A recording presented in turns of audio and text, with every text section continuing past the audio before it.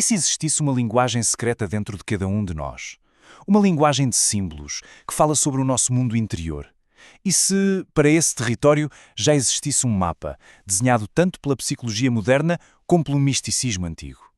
É exatamente aqui que vamos mergulhar, para ver como esses dois caminhos, que parecem tão distantes, na verdade se encontram. Para começar, nada melhor que as próprias palavras de Carl Jung, logo na abertura do seu livro vermelho. É um chamado direto, íntimo, à sua própria alma. Este tom já nos diz tudo. Isto não é uma análise teórica, é o relato de uma jornada muito, muito pessoal. Então, a nossa primeira secção chama-se Uma Viagem Interior. Vamos explorar esta ideia de que a busca por se conhecer melhor não é uma coisa de agora, sabe? É uma experiência humana universal que ecoa através dos tempos e das culturas. Ok, vamos à pergunta central de tudo isto. Afinal, como é que o nosso eu interior se comunica? É fascinante pensar que tanto psicólogos como Jung, quanto místicos antigos como os gnósticos e os alquimistas dedicaram a vida a tentar responder a esta mesma pergunta. Cada um na sua própria linguagem, claro. Agora, vamos focar-nos na história de a descida de Jung, o viajante. E aqui, a gente não vai encontrar o psicólogo famoso no topo da sua carreira, mas sim um homem numa encruzilhada. Um homem forçado a fazer uma viagem bem perigosa para dentro de si mesmo. No início do século XX, Jung passou por uma crise pessoal brutal. Ele descreveu-a exatamente assim: uma batalha entre o mundo da realidade e o mundo do espírito. E foi este conflito, este caos interno, que o empurrou para a jornada que ele acabou por registar no seu livro vermelho. Esta citação é incrível porque revela o quão arriscado tudo aquilo foi. Jung sentia que a sua própria sanidade estava em jogo. A sério, esta descida ao inconsciente não era um exercício intelectual. Era uma luta de sobrevivência psicológica, uma tentativa desesperada de se manter ancorado na realidade, enquanto navegava por um mar de caos interior. Então é muito importante entender isto. O livro vermelho não é um tratado académico. É um diário de bordo, cru, sem filtros. É o registro da sua autoexperimentação, onde ele anotou sonhos, visões e os confrontos diretos com as figuras que emergiam lá das profundezas da sua psique. E agora fazemos uma viagem no tempo. Deixamos a jornada de Jung por um momento e vamos em busca de Os Antigos Adoradores do Fogo, o mapa. Vamos ver como tradições esotéricas já tinham desenhado mapas para este mesmo território interior, séculos e séculos antes dele. Pensem em grupos como os Rosacruzes, os gnósticos, os alquimistas. Eles eram, de certa forma, os cartógrafos antigos da alma. Todos eles partilhavam algumas ideias centrais. Exploravam a ligação entre o ser humano, o microcosmos, e o universo, o macrocosmos. A grande meta, a união dos opostos para atingir a totalidade. E a sua linguagem era a dos símbolos universais, um verdadeiro mapa para o mundo de dentro. E para entender estes grupos, temos de entender o que é gnose.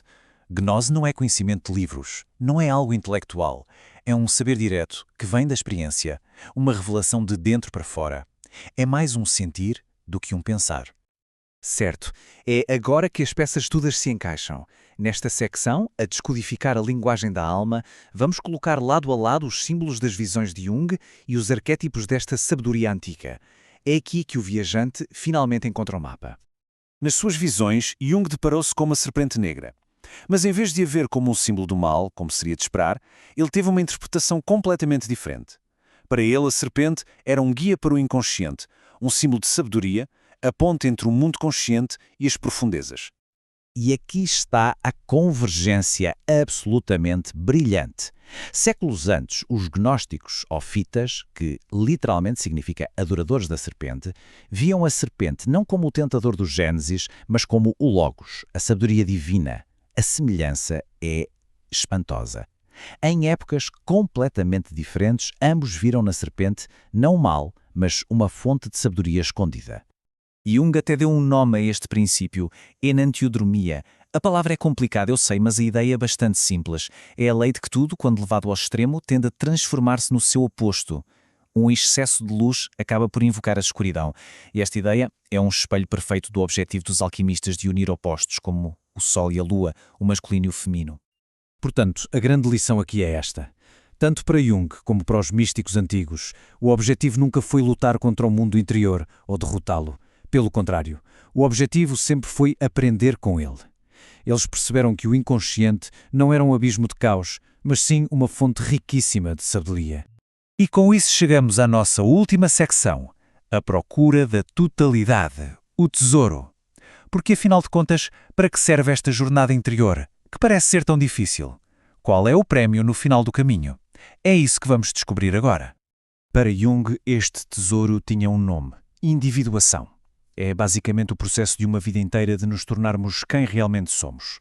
É integrar todas as nossas partes, a luz e a sombra, para nos tornarmos um todo, uma pessoa completa e unificada. E este quadro mostra o paralelo de uma forma perfeita. O que Jung chamou de individuação, os alquimistas chamaram de transmutação.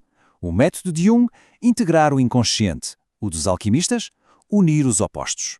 O objetivo final para Jung era a função transcendente, para os alquimistas, a mítica pedra filosofal. No fundo, são metáforas diferentes para a mesma busca fundamental pela autorrealização. E com esta declaração tão poderosa, o próprio Jung revela qual é a recompensa final da jornada. Não é um conceito abstrato, não. É uma experiência real, profunda, que dá vida. É encontrar uma fonte de significado dentro de nós que nos nutre e enriquece. No fim de contas, o que esta comparação toda nos mostra é que esta busca interior não é só uma curiosidade histórica ou uma teoria da psicologia. É um caminho humano fundamental e intemporal para encontrar um sentido para a vida. E para terminar, fica uma pergunta para reflexão. O livro vermelho foi o mapa de Jung. Os textos místicos eram os mapas dos antigos. E se cada mundo interior tiver o seu próprio mapa? Que símbolos, que figuras e paisagens únicas estariam lá à espera de serem descobertas? Fica a reflexão.